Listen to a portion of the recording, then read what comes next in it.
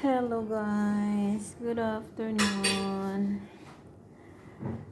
Kain tayo. Yung ulam ko to, dilis. Ginisa ko sa sibuyas, tapos kamatis at kunting sili para maalis yung alat niya. Dilis. At nagawa rin ako ng salata. Cucumber at saka carrots lang yung ginawa ko. Ito ang gusto ko eh. At saka itong kanin ko. Kain tayo guys. Tanghalian ni Inday.